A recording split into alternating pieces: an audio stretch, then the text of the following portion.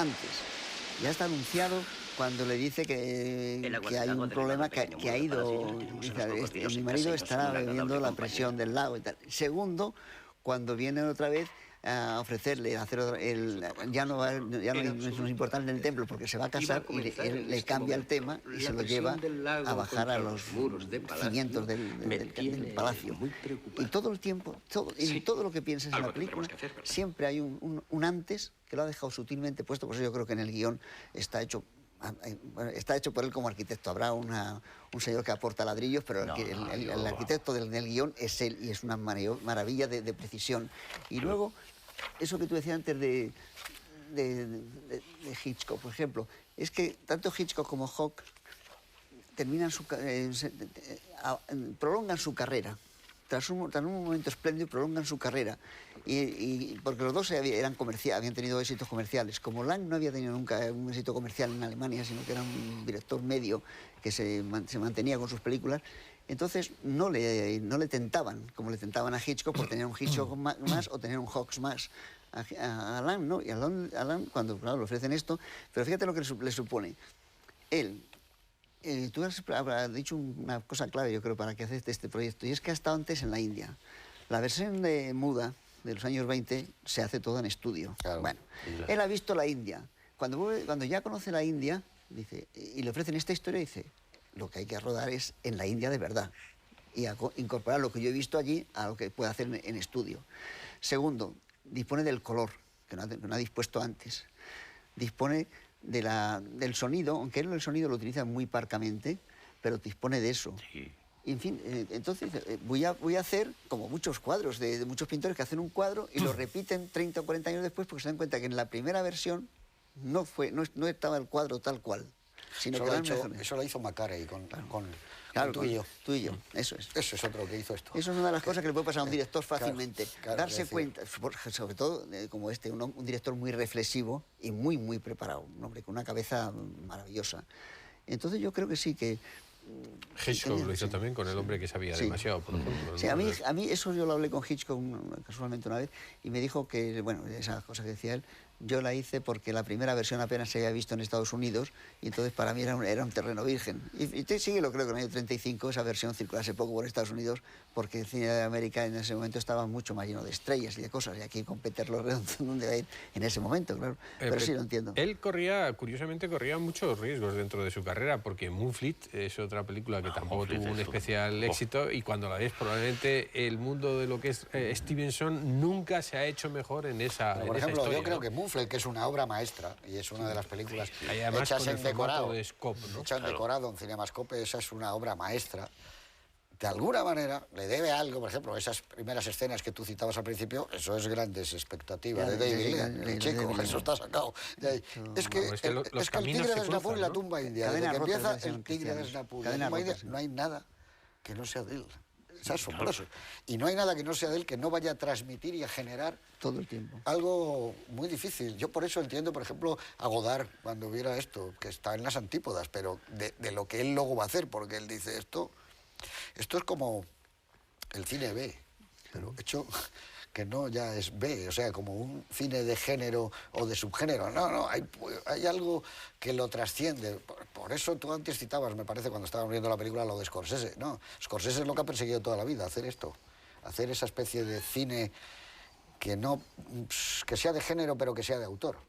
Lo cual es una mezcla terrible. Esto es cine de autor y es cine de género. Esto es cine de autor. Esto es cine de un creador máximo. Ninguno llega a esa especie de austeridad, de despojo de uno mismo, de cualquier alarde. Es decir, esta es una película... Como hecha por Dreyer, de esa austeridad. Sí, claro. Es que tiene esa calidad de montaje, de cómo pasa de un plano a otro, que no pasa en continuidad, cuando realmente monta y son dos planos distintos y demás. Eso que apuntaba Juan, de que no hay ningún solo plano que no esté razonado en el plano anterior. Es decir, lo que tienes ahí es la consecuencia, ¿no?, de la cosa. Es como en esa escena... Yo no he visto nunca en la historia del cine, con el plano del Santón, la cámara hace así y se va para un lado para dejarle solo a él. Pero no lo alarga, lo hace en el movimiento. Están los dos y hace así y se echa para un lado y para que luego entre el otro plano. Es la sencillez del que domina de tal manera su oficio que dice, ahora no tengo que hacer ningún alarde, sino tengo que hacer lo que necesita cada plano. y lo hace con una sencillez. Él rodó mucho material, según cuenta el productor, para la danza de la cobra, 26 por 1, que cae rodar, ¿eh? Y así es esta, bueno, es que no se puede hacer mejor. Wilder rodaba 40 por 1. Claro, pero 26 además, por 1 es no, pero mucho, yo creo que fue por yo creo que fue por la cobra, porque la cobra alguna murió al verla. Sí, pero esa especie de danza donde ella no sabe si está hipnotizada por el animal o está narcotizada, o ella es la que le hipnotiza, de repente esa cosa que de repente ya pierde como el hilo. Bueno, ahí eso es una cosa... Sí. ¿Sabes que yo le pregunté? Es maravilloso. Yo tenía una con Boetticher, como dicen aquí, y me quedé un fin de semana entero porque él tenía el avión para el domingo, yo era el director del curso, pues me quedé hasta el domingo con él y con su mujer, y una de las veces que siempre decía que la mujer que tenía era la maravillosa, la de toda su vida y tal, pero le pregunté en un momento de despiste sobre Deborah Payer y sobre Julie Adams. Y entonces, Julie y luego Julia. ¿Te acuerdas? Primero se llamaba Julie y luego Julia. Y de Debra me dijo, pero según los papeles estuvisteis casados 22 días. Y me dijo, ¿te parece poco? Tampoco estaba mal Karen Steele. Yo en el libro suyo de Boetticher, o Boetticher, sí, como decimos nosotros, él empieza a decir como la corteja. Esta era una chica de Colorado, o de un sitio de estos, muy jovencita. Pero empezó a los 14 años en cine. Claro. A los 14 y acabó a los 30, ¿no? La iba a buscar como un novio. Sí, sí. Le daba la madre, saludaba a la madre, la montaba en el coche, la llevaba a cenar y la volvía a dejar en casa. La chica esta en Nave del Paraíso estaba maravillosa. Claro. Y yo en 14 horas, los 10 mandamientos. ¿No? Era también Flecha Rota, los 10 mandamientos. Una película que llamaba El Inspector de Hierro, que era las de...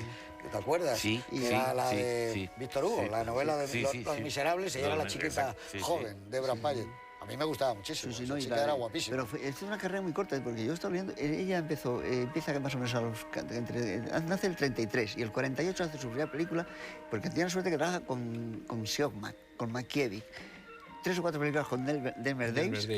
Y entonces... A ver, del Paraíso es Delmer Daves. Sí, con él son hizo varias. Pero resulta que a los 30...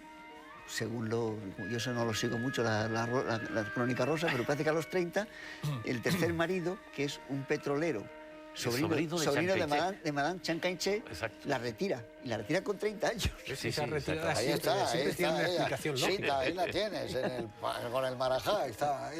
Fíjate, ella está guapísima y muy bien de actriz. Esta película me encanta. Pero es que dentro de unos actores que no son gran cosa, ella es capaz de crear esa tensión que estabas hablando en el baile. Es una tensión maravillosa la que se crea ahí con la cabeza de la serpiente, a veces en primer plano, ella se da cuenta ella cuando mira a los ojos de la serpiente. Hombre, y luego esa tensión se rompe cuando se rompe una de las pulseras que llevan los tobillos. Bueno, y en ese momento, ¡zas! Hay una secuencia en El Tigre de Snapur, cuando él va a buscarla a la casa antes de que ella se traslade al palacio, sabe que es una bailarina y tal, y le pide que baile para él y no sé qué. Están sentados junto a una alberca y es una secuencia que se ven reflejados, que eso es una maravilla la de ellos dos. Es una pena porque esto digamos que se vende sola, pero tendrían que ir las dos juntas. Porque no es tanto, son 3 horas. Es curioso que las sí. Dos juntas, en España, para una película americana, Troya, todas estas. En España, en el extranjero hay packs de las dos. En Francia, por ejemplo, hay un pack. Y creo que pero nunca se dan también, juntas en la tele. Pero nunca se dan juntas, no. Sí, yo creo que Televisión Española en su momento me parece que sí las dio las dos más o menos seguidas. Estoy hablando de los años... Sí, hace 20 años, 60 o 70, más. No, más, porque yo no conseguí encontrar mi copia. Que yo fue la primera vez que la he visto, porque es una película que vista en una pantalla grande pasa como con Moonfleet, ¿no? Fantasio, tú decías el Fantasio. Y con una copia en buenas condiciones, con los colores que no estén desaturados y esas cosas, bueno, es que es un verdadero espectáculo. Oye, y tú dices, hay texto que parece que es una... Yo he subrayado. Sí, cuando él le da la joya, hay frases divinas. le dice, este es el regalo de un hombre solitario que busca el camino para llegar al corazón. Eso no se escribe tan fácilmente. Y hay frases impresionantes. Cuando le da la joya a ella, porque es otro personaje muy cercano a Alain. Claro. El príncipe que al final se dedica a su vida. Se dedica al Santón, al final es el sacrificio. Se convierte en ayudante del Santón. Él domina la renuncia. La magia del instante. O sea, hay, por ejemplo, un momento en la película que es cuando la primera visita que hace el Santón Y bueno, le dice que no ve el futuro, el chantón apaga la luz, inmediatamente monta un plano con Snapur anocheciendo. Y dice, bueno, esto es